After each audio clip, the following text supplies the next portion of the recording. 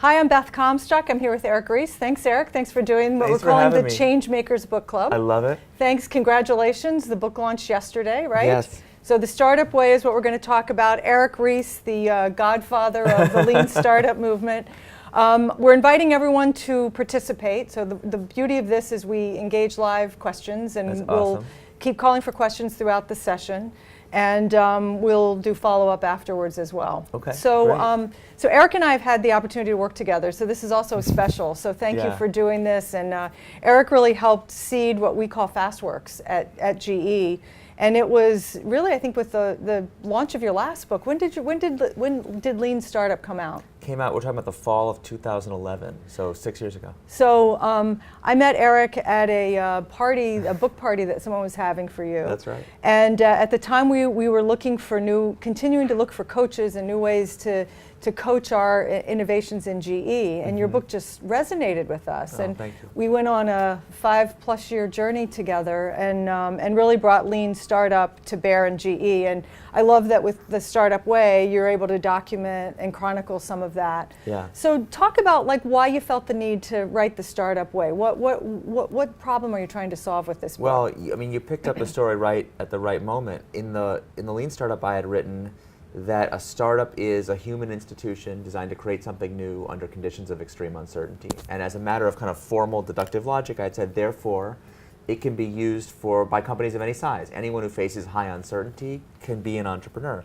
And I didn't know how people were going to respond to that. I certainly didn't expect people to take it seriously. You know, I didn't. It was just a theory at that point. Yeah. And you know, when we met, I remember you said, hey, we're interested in this at GE, and I remember thinking, sure you are. You know, I have from a lot of big companies. You know, who I used to, and of course, as I got to know Beth and her team, to see the vision that was necessary to see that those connections could make sense, and then the willingness to experiment, to be like, well, let's, instead of just taking it on faith or rejecting it out of skepticism, let's go see for ourselves. Let's go experiment and learn and see how it could work. So we started to do that together and do these transformations like FastWorks at GE, which I was really excited to have an opportunity to document and share the story.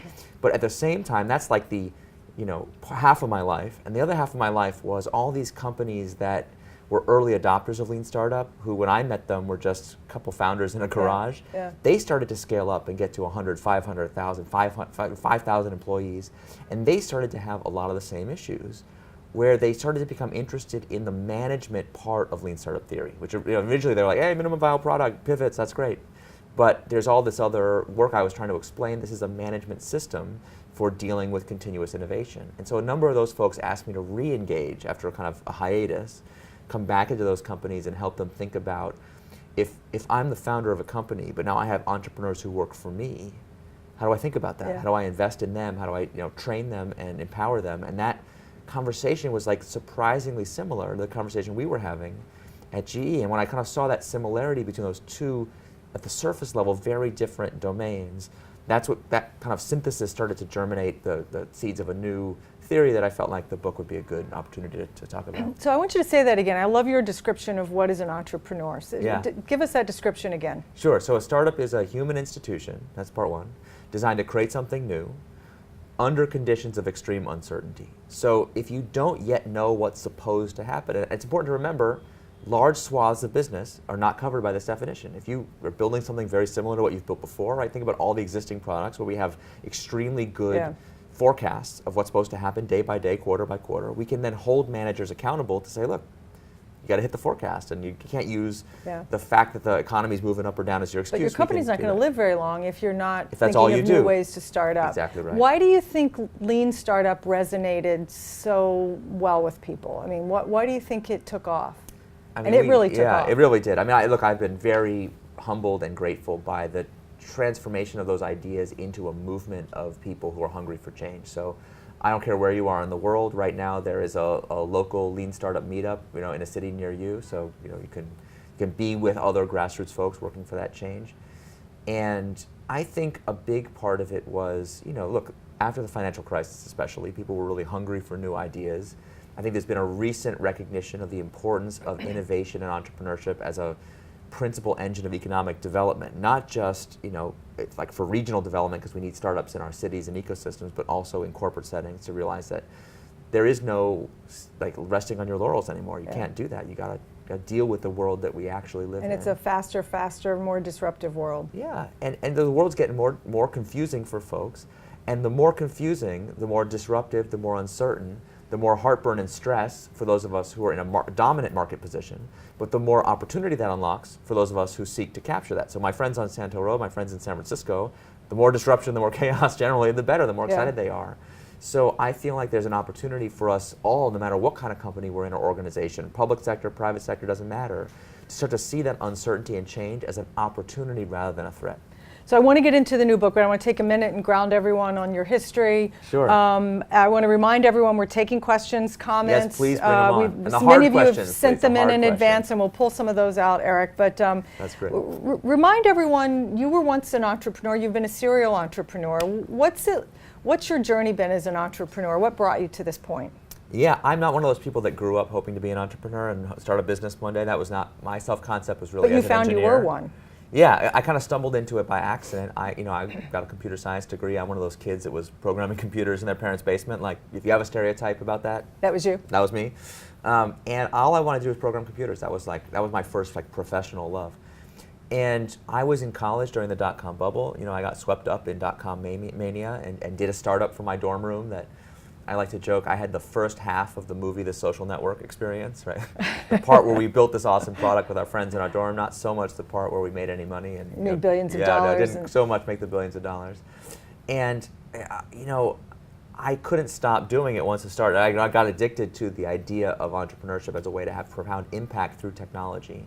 But then I kept failing over and over again. And in the movies, you're not supposed to fail. Like, it's supposed to be darkest before the dawn, but then you almost fail, but then you pull it out through plucky effort and you do whatever, and the power of your mind. And that forever, that just kept not happening to me. So I'm on the plane, losing altitude, and just right into the ground.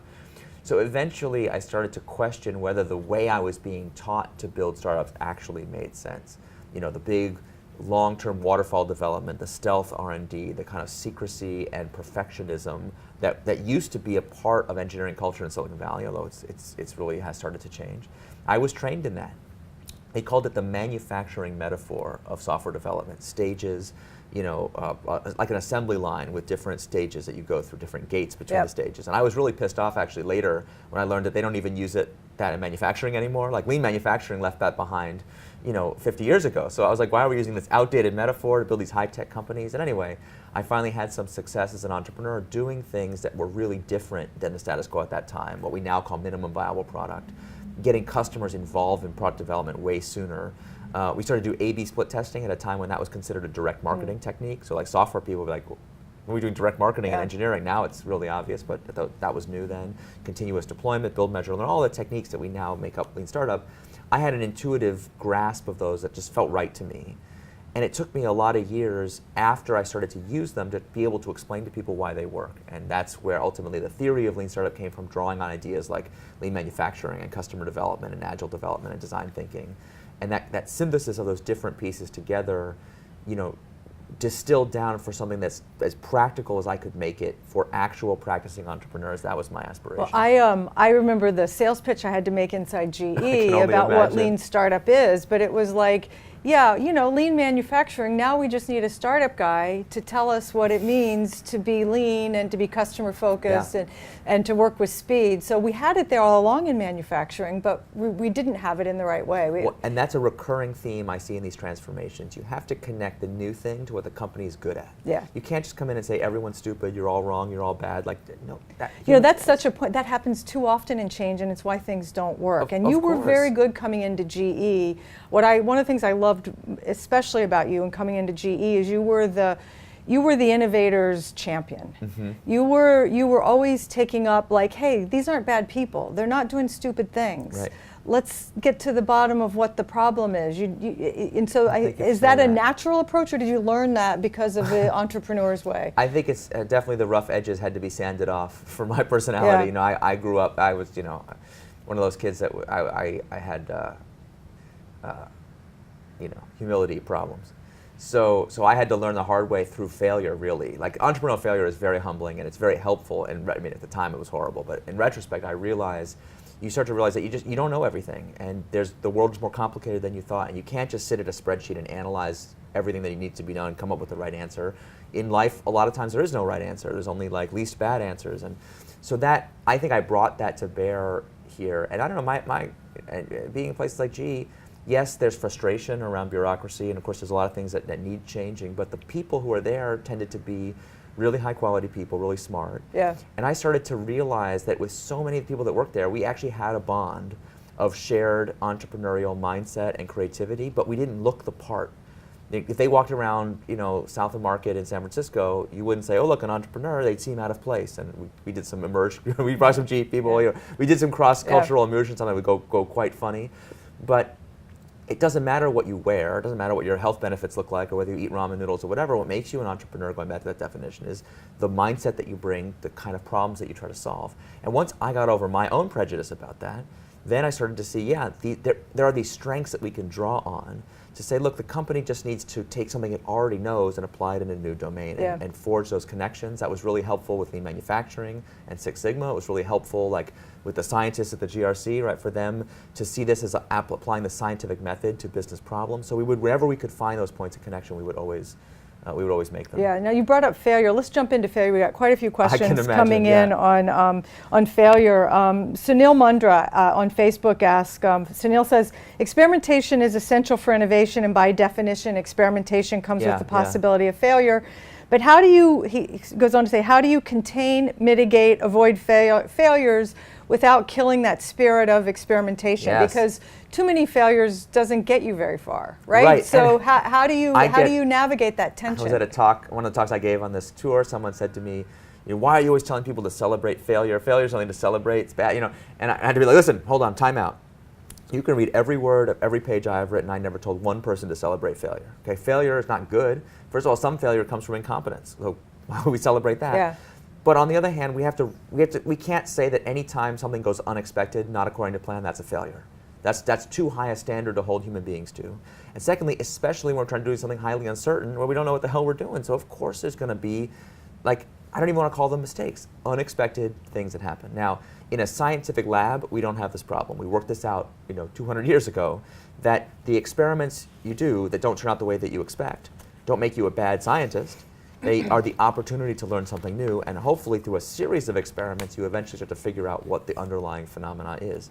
And, I spent time with a lot of actual scientists at GE when we would work on this, and to get them to bring that scientific mindset out of the lab and into the rest of their business life, was the first time anyone ever asked them to do that. They were used to kind of taking things on faith in business land because some person said so in a spreadsheet, but actually that doesn't make sense. That's much more close to astrology than science. So for the person who asked a question, we have to get really good at designing appropriate experiments for the kind of product or thing that we're doing. That includes really good liability constraints, right? Like, you can't just say, well, we're just going to throw stuff together and see what happens. In a lab, that wouldn't work. To have a liability constraint experiment, you need a clear hypothesis, you need to collect the data, and you need to have an agreement amongst the different stakeholders, including the people who provide the financing, which I'm sure we'll talk about. What does success look like? What are we even trying to accomplish? And then once you set up that framework properly, failure is much more destigmatized. We can reserve the word failure for actual incompetent or criminal actions, not the natural automatic The word difficulty. is really tough. I'll ask people, who here likes to fail? Right, and exactly. I once had someone raise his hand. Pathological. And I actually asked him to send me a note as a follow-up, like, what makes you so special? Like, most people don't like to fail, and he was just more comfortable with the experimentation. Yeah, exactly. You say in the book, what constantly surprises me when doing this exercise with teams is how often we are considering multiple MVPs that test exactly the same assumptions and yet cost dramatically different amounts of money. Talk about this. Lean startup has been profound at GE, but this notion of a minimally viable product or a minimum viable product was transforming. Talk about that and this idea that often companies, their projects are overfunded. Way overfunded. And people hate it when we say that. Oh, no one wants to hear that because they're like, because we fight so hard for budget for innovation. Nobody wants to say that, but I'm sure you remember when we did the initial wave of FastWorks projects, we would coach them. We would do a 3-day workshop. We would bring them to Crotonville, do the workshop, and then at the end we would have them present an alternative plan for consideration to a series of executives like Beth. And it was always cross-functional, even from right from the start, which by the way was a really key part of who they were presenting to. And we would ask them to just say what you actually need to make the project succeed, and also say what the executives are going to get out of it. So how will the plan be different than before? And everyone came into the workshop assuming that we were going to help them get more budget. It was always like, how are you going to help me get more budget? How are you get more budget? And I would say at the beginning, listen, you're not going to like this, but I bet you by the end of this workshop you will ask for less budget. And they're like, listen, no one ever asks for less budget. That's ridiculous. Like, oh, you'll see. I'm like, listen, let's see what happens. And of course, one of the reasons we had too much budget is we would have these teams that have like 25 people on them, but everyone's like 25% of their time. And so it's actually like all this extra multitasking, which is like super inefficient. So we condensed down, to a 5-person dedicated team. And people are often told if you don't spend all your money, you're not going to get any more. So it's hoarding, totally. So right? you make up, and of course you pad all your estimates because everyone knows that as the quarter evolves, your budgets might be increased, might decrease, so there's political problems. Like there's all this budgetary politics. I've seen in several companies now, product managers tell me that at least 50% of their time is spent defending their existing budget just to keep it after they already got it in the so-called strategic allocation process. It's an incredibly wasteful process. We would tell teams, look, would you trade security for a lower budget? We call it the scarce but secure budget. If I promise you that this quarter no one will talk to you about your budget even once, could it be smaller? And every team I ever worked with would say, I'd take that trade every day and twice on And how Sunday. about the leaders you talk to? How have they been to give that promise? Well, at first, they're suspicious because, of course, leaders crave flexibility because they're nervous. They don't get, when the quarter is bad, they don't have a lot of flexibility. They have to do it. But we would always say to them, look, if you're going to cut 10% of your overall budget, instead of cutting everyone's budget 10%, cancel 10% of projects. Don't multitask. Don't half-ass it. Just decide what you actually want to do. And the leaders who were the most recalcitrant, I won't name any names, but you can remember some of them, the thing that really got them from my right, exactly. Well, some things that really got them over the hump was, listen, yes, you're going to have to make some promises here. You're going to have to promise to protect this team from interference. You're going to occasionally have to clear some middle manager obstacles. But they would always be like, well, what do I get? What's the trade? Like in exchange for this stuff that you're very good at, budgetary politics, air cover executives are very good at that.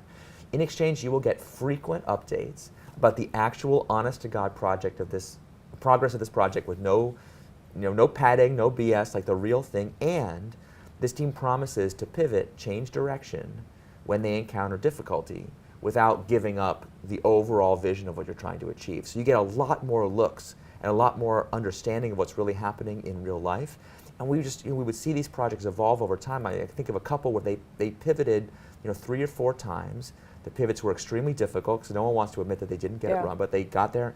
And the executives would say to me, the place we wound up is now unrecognizable from the initial plan, and yet I see the through line of why it makes sense.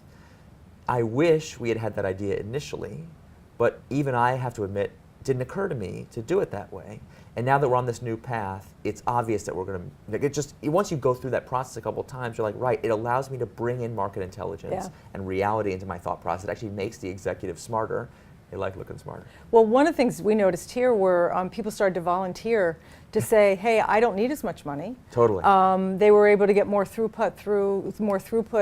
Finance, the CFOs of business units became enamored with lean startup. Yeah, well, sure. How did you win over, how would someone watching win over their finance team to make this process go forward? I think that is the crux of the issue. And I was just trading notes on Twitter with Matt Cribbins, who was there, who was there in the early days representing finance in this transformation. And I think it's essential. So all the way back to Lean Startup, and of course a big part of this book is this concept I call innovation accounting. And as soon as I start talking about accounting, all the entrepreneurs are like, oh no, why do I talk about accounting? At least when I'm with the larger companies, I don't get that reaction. Like, okay, we can handle some accounting. Like, we understand the importance of finance. The fundamental problem with innovation, and it's right there in the business plan, is that we expect hockey stick shaped growth. Right, we're making a big bet, big investment. Every business plan has that, right? And it's like magic. Flatline. Oh, like that. And of course, the art to being a successful product manager in a lot of companies is to extend the flat part of the hockey stick long enough that you can be promoted out of the job before anyone finds out whether the hockey sticks or not. You figured them out. Yeah, right. Exactly. I'm almost like, who are we kidding? We all know we're doing that. Okay, but not to name any names. And what's so interesting to me is we live in an ROI-dominated world. Most finance departments, they call it the rack and stack by ROI to see which projects are doing better than others. So it's an important metric for comparing relative performance. But what is the ROI during the long flat part of the hockey stick? It's negative by definition, because what makes it flat is that we don't have any revenue or customers or anything going on.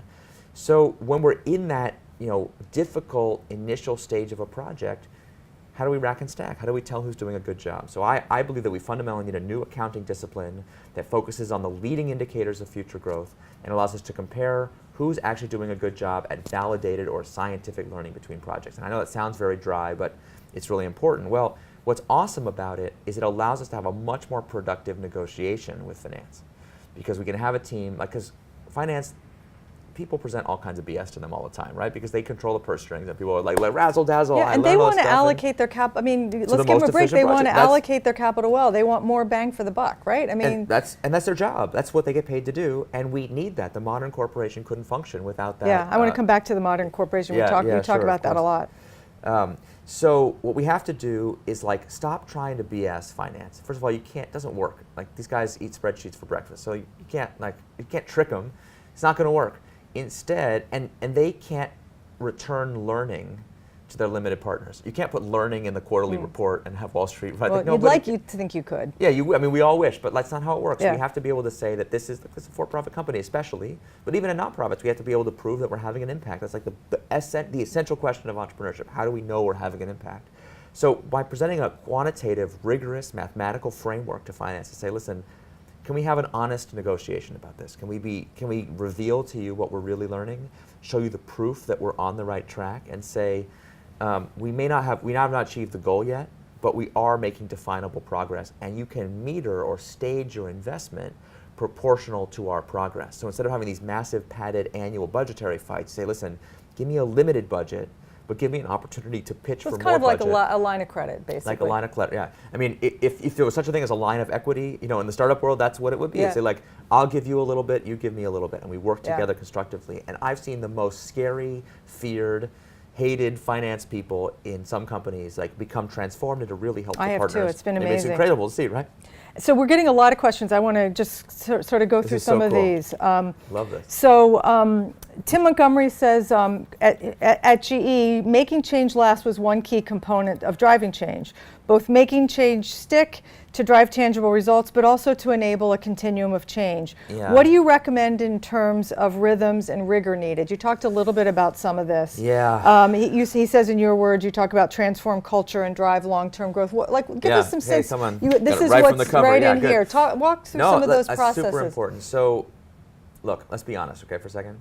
I get called by a lot of business executives, CEOs, all kinds of things, and they always call me, I'm like the innovation expert, whatever that means, and they call it, how do I, transform my company, how do I be more innovative? Like, it's that easy, right? Right. Just what's the magic pixie dust that I sprinkle? And listen, the press gets some of the blame for this, because when I write these profiles, I tend to write these stories like the CEO said, let there be light, and then there was light, and boom, and all there's sometimes hundreds or even thousands of people who worked incredibly hard to just get erased from the story, and then we pretend that that's the real. So the reality of this is it's incredibly difficult, grinding work. And I always tell them, look, you say you're serious about innovation. Tell me what your compensation policies look like. How do people get promoted in this company? How are bonuses determined? How are budgets allocated? You tell me that, I'll tell you if you're serious about innovation. And oh, look, you're not. So incentives, what else would be in terms of an operating rhythm or other disciplines? Yeah. So incent the people well. I think of it like a pyramid diagram where the base foundational layer is accountability. How do people get held accountable? What are the metrics that we use? How do we allocate budget? What constitutes like a successful project? Because in a lot of companies we can't even agree on what success looks like, but even if there's no formal definition, there's some informal definition. A concept I found super helpful in established companies is the concept of career equity. The true compensation for most employees is not their salary and bonus this year, it's not their participation in the equity purchase plan, it is what are their perception of their future prospects for promotion. What's the probability that they get promoted to the level that they aspire to be at? That's where the big rewards are. That's where the power and the budgetary allocation, the discretion. That's what people have. So, if people believe that in order to be promoted, in order to increase my career equity, I have to be seen always as a success, never a failure. Well, then I become super conservative. If I believe that the executives, only want to see certain things, then I only do certain things. So it drives a certain mindset. So that's the accountability layer of the corporation. What do people honestly believe about how you get ahead here? That determines what's possible at the process layer. So, can we do Lean or Six Sigma or minimum viable product, or you take your pick. if the tool is misaligned with the incentives, no one's going to use that tool. And you're making a good point here. Different tools for different applications. Absolutely. At GE, when we started this, people were like, "Oh, I have to choose between Six Sigma or Lean Startup." It's Totally. like, no. What's the application What's for the context? situation? It's like, do I always use a hammer or always use a screwdriver? Like, of course not. Well, Yeah. like, first tell me what you're trying to do. Yeah. And we would have. I mean, you remember how many Six Sigma leaders we had to meet with, black belts, Yeah. and like. We like the manufacturing Same with process Agile. leader, like the Agile leader of these different divisions. I mean, I remember I tell a story in the book about there was a GE Six Sigma leader that had a mug on his desk that said failure is not an option. Yeah. And I couldn't have a meeting with him because the mug was distracting me. And I was like, what does it say about a person that they believe that failure could be prevented? I run a startup. If I fail only like 5 times I before wish you'd lunch, like smash that to the ground or something. Right, Very exactly. dramatic But- moment right, for your book. And I was like, you know what? But actually, he's talking about like a manufacturing plant, where we're trying to get to 5 nines. Yeah, I would say our reliability. jet engines or whatever Sigma they need to be. They're like They multiple reliable, Sigma. and he doesn't want to hear that we're going to like tolerate failure in the production of a thing that explodes. Like, Right. of course not, right? So we had to, and he was obviously very skeptical at first, but we had a really good conversation. Say, look, in that setting where reliability and variability, like, are the dominant characteristics, then of course we're going to increase reliability by driving down variation. But in an innovation situation, we wind up with what we call positive variation in the literature, which is that sometimes you invest $1, sometimes you get nothing back, sometimes you get $1 back, sometimes you get $1,000 back, Yeah. like in a Facebook situation, right? Like, it's highly variable, and we're trying to increase that variation to let us take more, more swings. You have more bets, take more risk.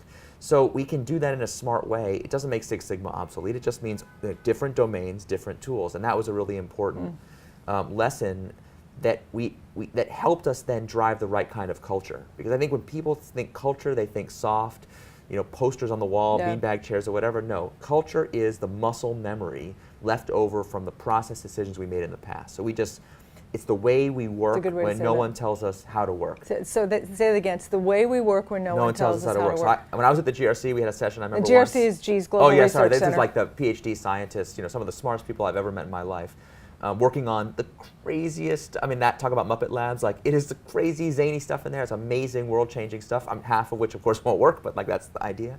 I remember we did a training session for them because one of the critical things we did about FastWorks was not just train every region and every division, but every function of the company to learn this new way. We did it with the scientists, who were a little skeptical at first. And I remember saying to them, "Who told you all to use science, to use the scientific method in your lab?" And they said, "What do you mean?" I said, "Where's the employee handbook that says, please don't use astrology, use the scientific method, have a hype?" And they were like, "Nobody has to tell us that." I was like, "So how do you know?" It's one of those things everyone knows. Yeah. You just Yeah. know. Well, that's culture. That's culture. You So, just know. so your pyramid is accountability, process, and culture. And then culture is what allows you to attract and retain the top people. So we're getting quite a few questions about culture. So Yeah. Federico Malagoli, I'm sorry, Federico, if I'm not pronouncing your name right. Federico says, for companies with a traditional culture, how can you help top management understand how urgent it is to implement a culture aimed at experimenting, feedback, learning, validation? And then Candace Pentadeo came on top of that and said, maybe another version is, what cultural conditions have you learned that are critical to have at work? And I've got a whole much more. Oh man, culture is like really a massive topic unto itself. Because first of all, I mean, you remember how this began at GE. Like, we know we have a problem in most organizations with our culture. Everyone complains about it, right? The internal surveys that you do to like figure out how do our employees see us. I forget even like how does the marketplace see us? How does our what's our recruiting brand? Just what's our internal self-assessment of what our culture is? We all know that's like the most important thing, and we have to really work at it. The urgency question, I found that there's 3 situations that have enough energy in them to drive the kind of, we're talking about a massive ground up transformation of the organization. So there's only 3 situations I've seen that can make it happen. One is a true crisis. I tell a story about in the book about healthcare.gov. Everyone remembers the massive meltdown that almost derailed the Obama administration. That was like a crisis of the highest order. And the rescue team that worked on healthcare.gov, it's a hysterical story about how it all came together. We'll get into it now, but like it's quite funny. They became heroes of the federal bureaucracy, and that gave them the credibility necessary to drive change. They saved the day. And the president got religion. And they used a lean startup way of working. It was like very lean startup oriented. The second is a hypergrowth situation. So like sometimes the crisis, the positive crisis, like, oh my God, we hit product market fit, and like an organization that's going to go from 100 to 1,000 employees in a year, like that does happen. you have to very rapidly make changes to the infrastructure of the company or you're absolutely going to die. And the third, I think, is the most interesting one, and that is the case of a company like GE, where it's really a strategic choice by the CEO and top executives to say we must change. And that is the hardest one because it requires really firm resolve. And when I meet with, like, I occasionally will meet with a company who asks me if they need to change. Like, I got How do you question, answer that? Well, it's a Drucker or a Deming, I can't remember who to credit to. Do you have an option? Well, I was like, yeah, because survival is not mandatory. Yeah. So like, if you don't, if you don't want it, like, it's okay. I think it's crazy. I mean, I get a question: is the internet here to stay? Is mobile a fad? I get these questions. I'm just like, I can't help you, man. Like, God bless. And then I get more reasonable questions, which like, well, in my industry, we seem to be protected by moats. You know, we're not seeing this digital revolution. We're not. That's not hasn't hit us yet. And I'm always like, they would have said that about the taxi industry like 5 minutes ago. So why don't you take two and call me in the morning? Like, when it becomes a crisis, call me back, because this thing is coming for all of us. To that point, I think we gotta recognize it. We went really boldly at GE into digital future, digital industrial, and we went right to the product. Yeah. I think it was we were doing lean startup at the same time with FastWorks, but I think we underestimated the need to change the culture first before you digitize the products. You have to digitize the culture, and I sometimes wonder what would we have done if you weren't here and we weren't doing lean startup. I certainly, when I mean, look, I love technology in my bones. That's my background. So, like, you know, and I have every funky gadget in my house, and like, you know, I truly love programming and technology and the software revolution.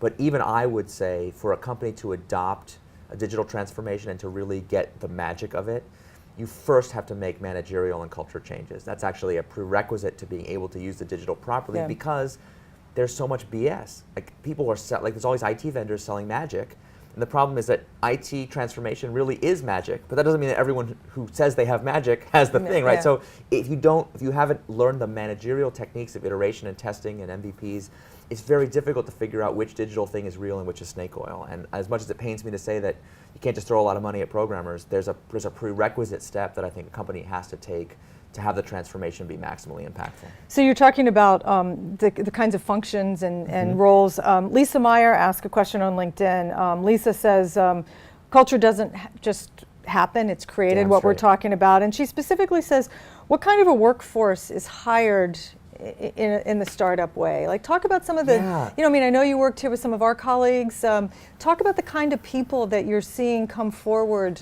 in these successful organizations. Look, I come from Silicon Valley, okay? That's my native tribe. I'm sorry. Hey, I like it there, but I understand it's not for everybody. I like it there too, but entrepreneurism happens everywhere. It happens everywhere. And listen, I go out of my way in the book to make clear that there's a Silicon Valley state of mind that has now been replicated across the world. So there's nothing specific about the geography where I happen to live that makes magic happen. I just, you know, I happen to like it there. It's concentrated there. Yeah. Well, and listen, we like to think of ourselves world headquarters for, you know, for global innovation, but like, you know, we have plenty of colleagues in other cities who would say, give me a break. But I had the same prejudice that a lot of people have, which is that, like, inside of big companies, the people are boring and not that creative. And like, we had that prejudice. And I started out believing, you think about that pyramid, accountability, process, culture, people, most of us intuitively think if you want to change a company, you go tops down. First, get the old people out, new people in, buy me a fancy startup, you know, get me some whatever. Bring your dogs to work. Bring your dog to work, put out some beanbag chairs, put up a poster, and like process whatever. And that's, of course, that's exactly backwards. And the thing that I really came away from my experience doing these transformations is that once you get to a sufficiently large size, every organization has incredible entrepreneurs already within it, because people are normally distributed about a mean in every respect, including how creative and dynamic they are. Give them a chance. There are entrepreneurs already there. So I learned this lesson, like, formally from my friend Todd Park, who was the CTO of the United States government under President Obama. He was one of the people part of the healthcare.gov rescue, like truly an American hero. And when he was first hired to be CTO of the Department of HHS, he and I were working on this program that they eventually called Entrepreneurs in Residence, where they would bring outside innovators and software people to come pair up with civil servants to do lean startup type projects inside the federal bureaucracy. And people are always like, well, my organization is too political and bureaucratic to do this. I'm like, compared to Obamacare and like Medicare, like, give me a break. No excuses, okay? So Todd, and I remember asking Todd very early on, I was like, how do you pick the projects? Because I was like, you're gonna obviously have to go tell these civil servants who are boring and uncreative what to do. And he's like, I never have that problem.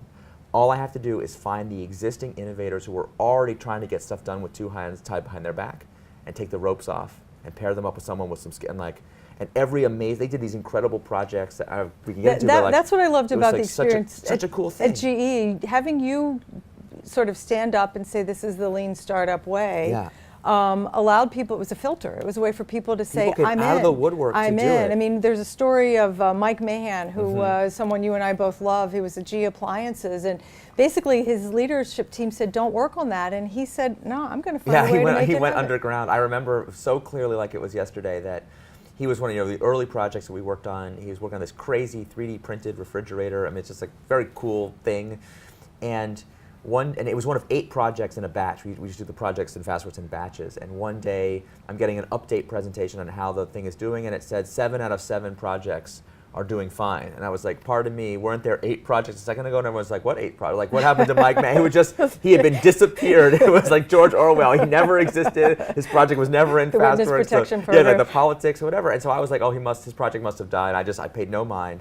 And then like 6 months later, a while later, I was doing an event for GE Appliances where they were presenting success stories of Fastworks, and there he was on stage talking about how he'd done Fastworks. And I was like, what happened? And he's like, well, we had this political problem, so we just took the project underground and did it anyway. And it was so cool. Like if you look at his resume, he's like a product line manager for an appliance company. You wouldn't be like, wow, that's the next Microsoft. You really unleashed every bit unleashed the entrepreneur as anyone you would meet in Silicon Valley. So Greg Montrose asked on LinkedIn. These questions are awesome. If you, this is a tough one. It's a sort of stump Eric. If you only visited an office within your business once a month, how would you use your time to influence and improve the culture the startup way? Ooh, I like that one a lot. So you only get to be there once a month. Yeah. Well, I guess in a lot of executive situations, at least you're there once a month. So And, at least you're going to see for the team yourself. might think it's good he's only there once a month. Well, exactly right. So the most important thing is do not have a project or product review while you're there, because every random opinion you give creates a gravitational. That's such a good one. Right. So the first thing I would do is, I might even go once a month. I might ask the team, when do you want to give me a progress update? Like that's the Silicon Valley way.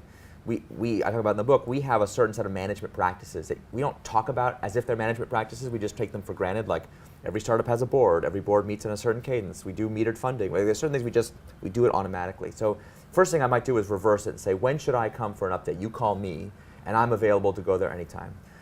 When I was there, I would only ask 2 questions and 2 questions only, and it's really difficult to limit yourself to these 2 questions. I would really focus my time and energy on 1, what did you learn since I was here last?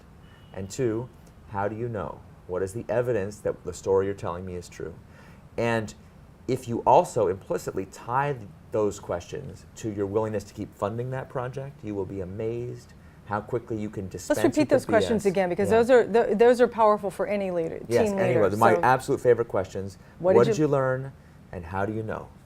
And if you're rigorous about insisting that, if someone comes to you and says, I didn't learn anything because I didn't fail, you'd be like, you're lying to me, obviously. So tell me about your failures. Tell me what went wrong. What unexpected surprises did you encounter?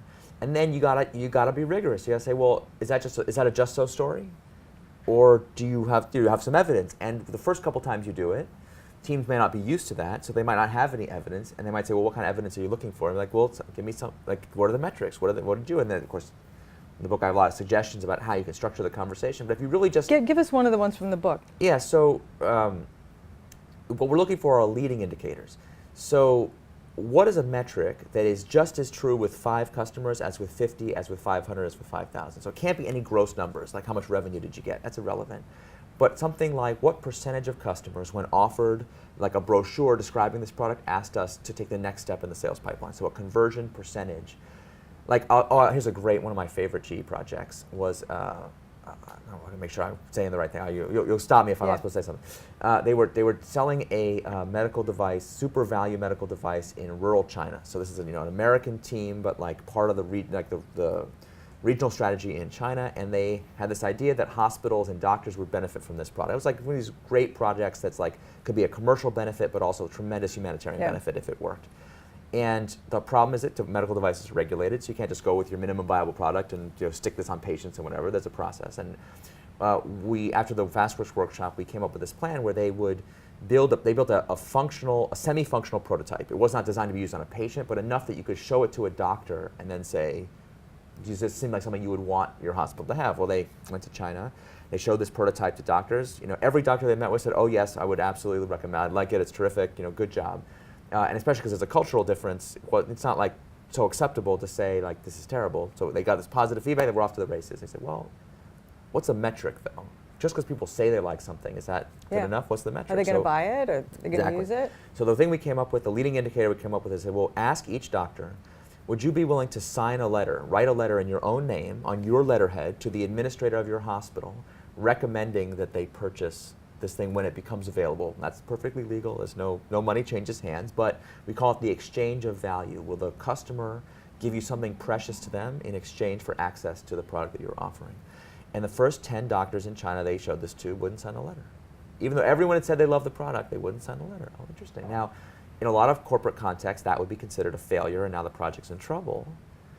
But we thought of it differently. That's a leading indicator. Well, the next 10 doctors, let's take a new version. 2 out of 10. Next time, 4 out of 10, right? Like, you start to see progress towards getting the product right. And by the really end powerful. of that iteration, the final product, at the end of 10 of those experiments was really different than the initial. So a couple more questions here. This is Philip Gedzitsky, who says given the goal of most startups is to be an enterprise at some point, they want to grow up. What steps do you take to preserve what sets the company apart from your disruptors? Love this question. And and then how do you keep the culture going? That's a startup culture as they grow up. It's actually very difficult, and most startups today do not do a good job at this. It's a very common situation, and the reason I think is quite clear, but it's hard to see when you're in the middle of it. And the reason is this.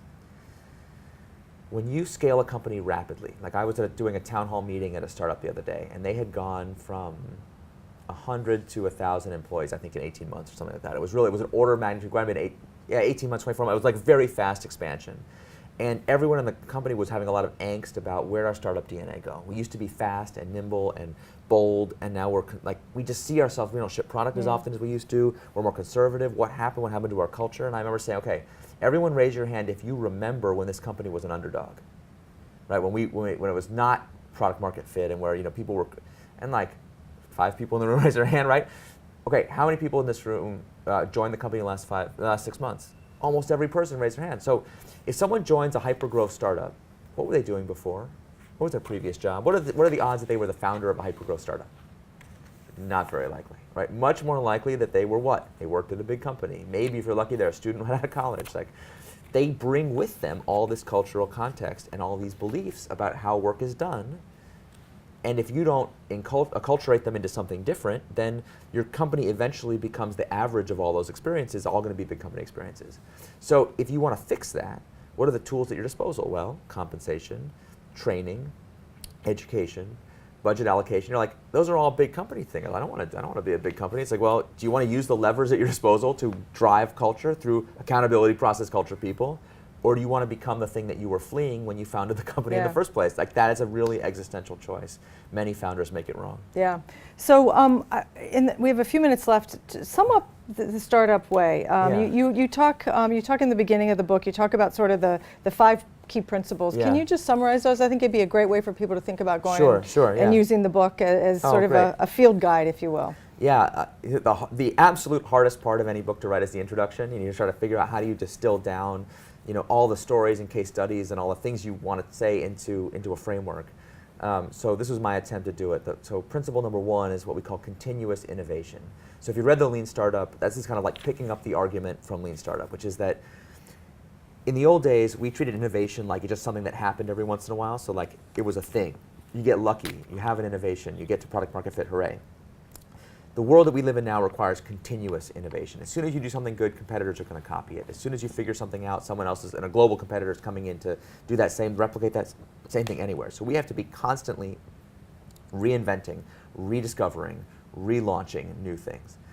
That requires a distinctive kind of project team or initiative that's just different than what we did in the 20th century. I just think, let's just call it an internal startup. The principle is the startup as an atomic unit of work. There are certain problems in the organization where a startup is like just the right organizational form to throw at it. It's different than a committee. It's different than a work cell, you know, in old lean, right? So it's something that's really good for high uncertainty projects. Amazon has their 2-pizza team. Every company should have a version of that. They just throw at certain problems. There's a certain autonomy that they are given. Yeah, a certain structure, just like a certain playbook. I mean, to use the language of lean manufacturing, we would say there's a standard work for innovation. I know that sounds very counterintuitive, but it's very simple. Like, what's the checklist?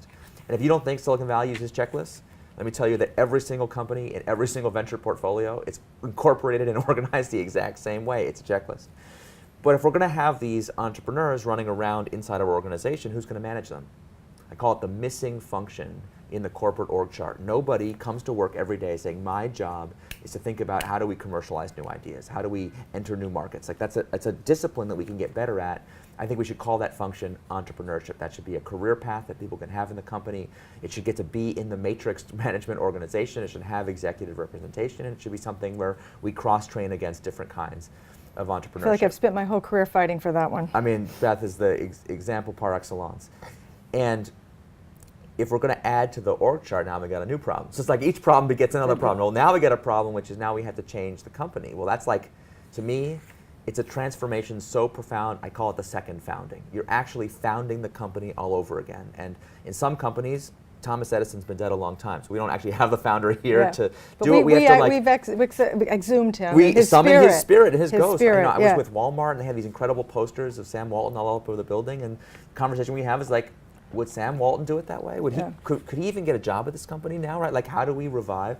If the founder is still around, like we and Intuit, Scott Cook is still the executive chairman, so he was there to drive this himself. But by whatever means necessary, we have to do the transformation, and so we call it the second founding. And the final principle, this is where if continuous innovation was kind of a radical and controversial element of lean startup, this is the similarly radical idea here, which is if we're going to build up the capability to transform our organization in that way, why would we use that capability only once?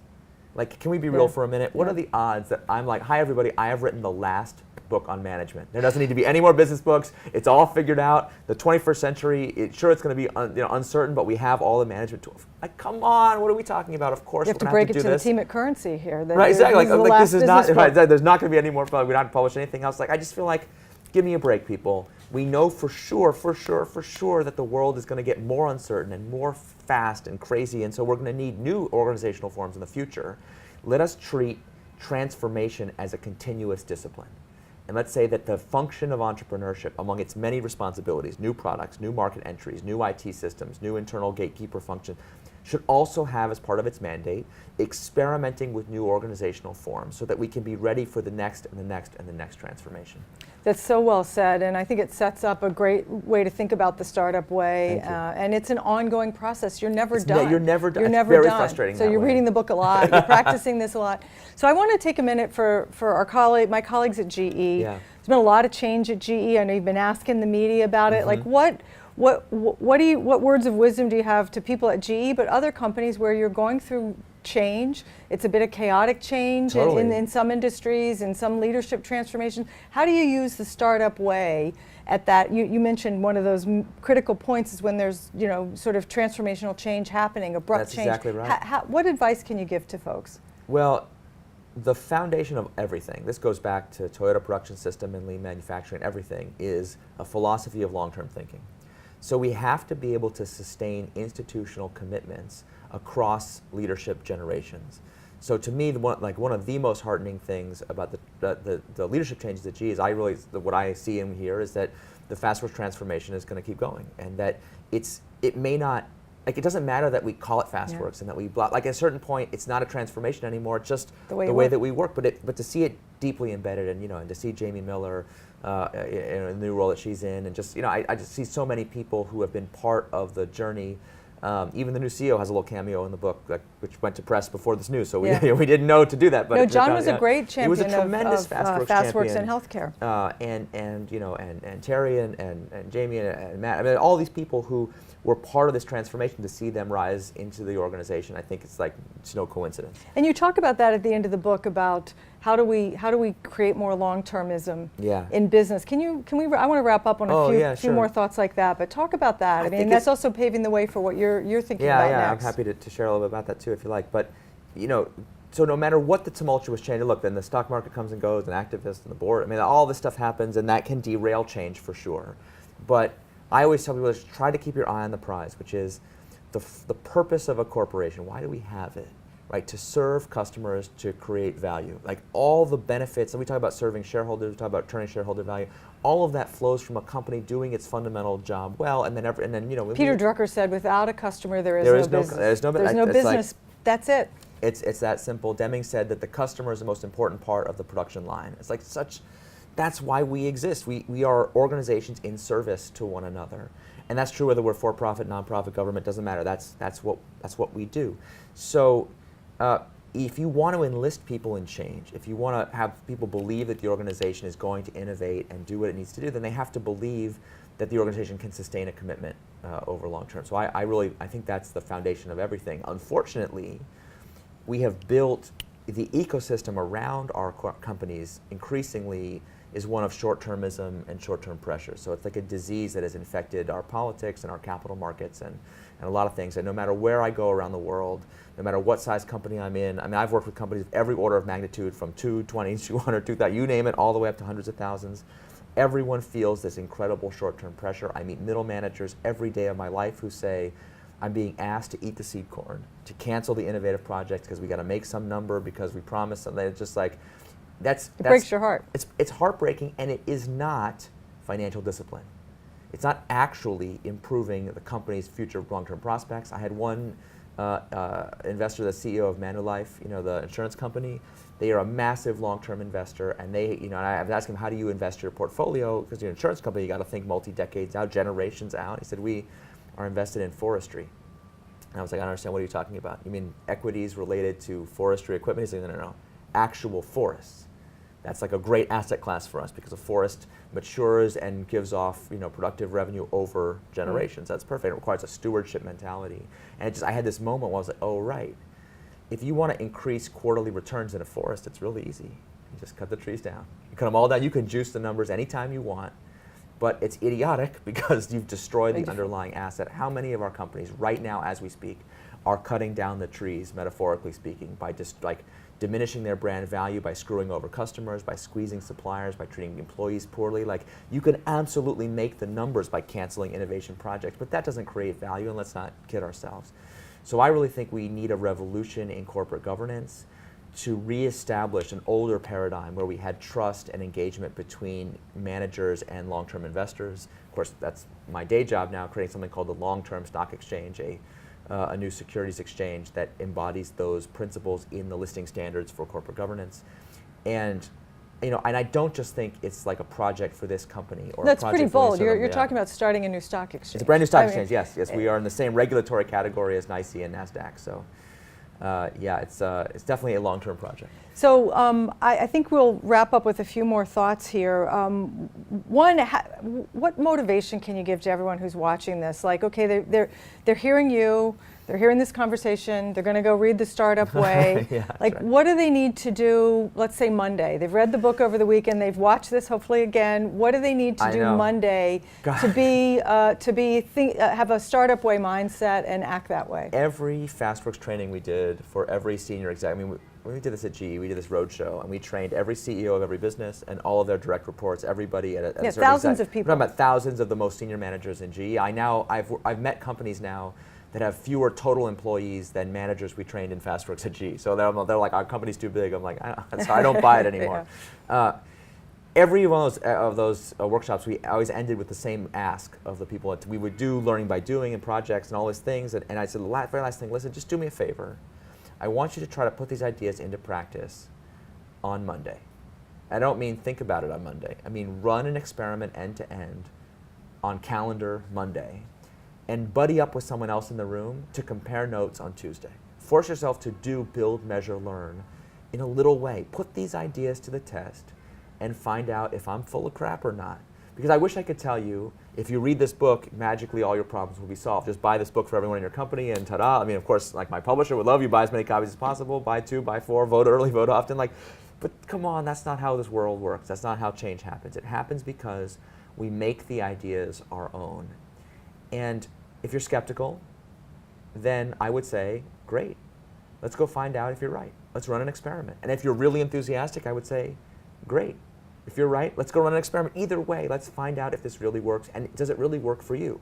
Just because it worked for GE, just because it worked for the federal government, just because it worked for Intuit or Airbnb or whoever, that doesn't prove, unless you're at one of those companies, it doesn't prove anything. So that's a great like, challenge. So Monday, go run your go experiment. run an experiment and check in with somebody on Tuesday. Like, have an accountability partner who will hold you to it, because it's so easy to procrastinate. And I'll just tell you one little story. This one really stuck with me. This was a GE executive who I really admire, and he was one of our early FastWorks champions for a project. And we were doing what we call a pivot or persevere meetings periodically with this team, the forerunner of what we eventually would call growth boards in GE. And he was having this meeting with his team, and they were talking to him about this thing that they failed. And he was saying, what did you learn? How do you know? And they decided, instead of whatever, having a crisis, they just changed the strategy. He's an executive, so what is his whole day? You look at his calendar, it just says call, meeting, call, right? Hangs up the phone with this team, picks up the phone, and now he's getting a regional report from a sales manager in a new region. I always visualize this guy in Barcelona. I remember, it was just a different place in the world than he was. And the sales manager was calling him to give him bad news. Boss, we missed the quarter. We're doing this go-to-market for an existing product in a new market, and we didn't hit the sales. And in the way the executive recounted it to me, he said, I was about to take the guy's head off. It's like, I know what to do. I have a playbook for this. I'm going to yell at him and tell him, work harder, and how dare you miss the quarter, and whatever. And he said, I just had this other meeting. What would happen if I applied that to this? It's like, just as an experiment, like, what the hell? And he said, what did you learn? And he said there was a pause on the phone call because the regional sales manager couldn't believe that was a question. He was like braced for combat.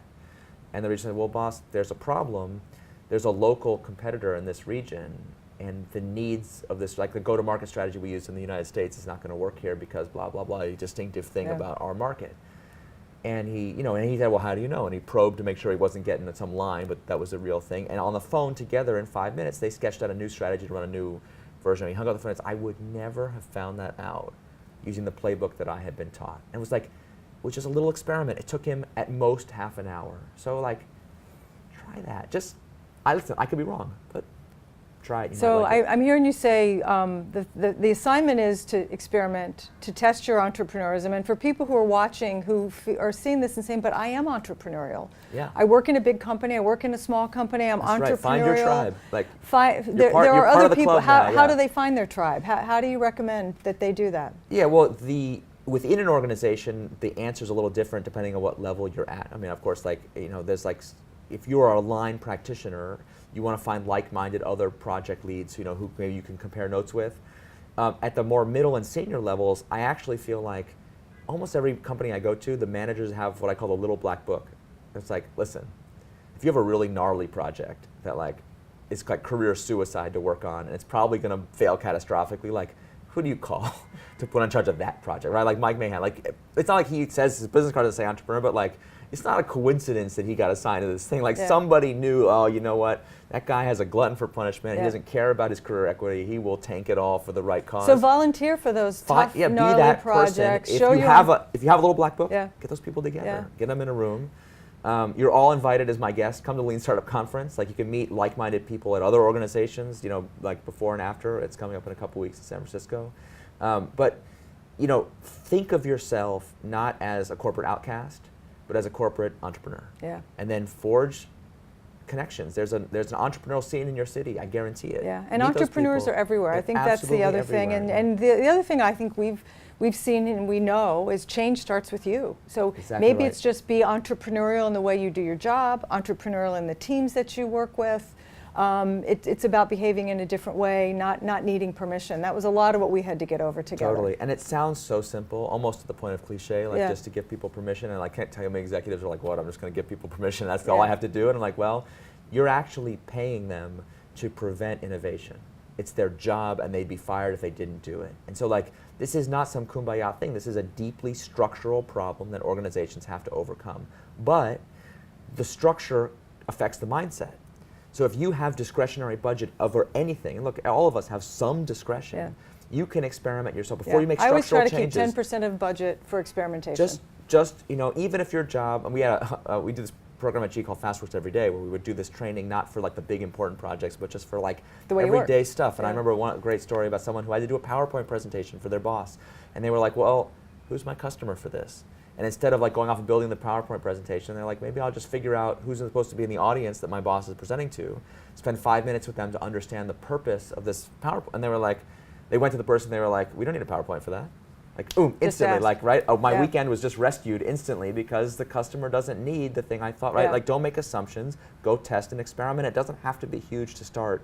You know, gee, this started with one project. It doesn't have to be world-changing at the start, but then, you know, the mantra for Silicon Valley, think big, start small, scale fast. So Eric Reis, The Startup Way. Thank you all for joining in. Eric, thanks a lot. You've been a great partner. Yeah, congratulations likewise. on the book. And pleasure to see you again. Well, I'm sure people will look forward to reading it. Thanks a lot. Yeah, this is so cool. Thanks, Eric. Thanks a for lot. the great questions. So long.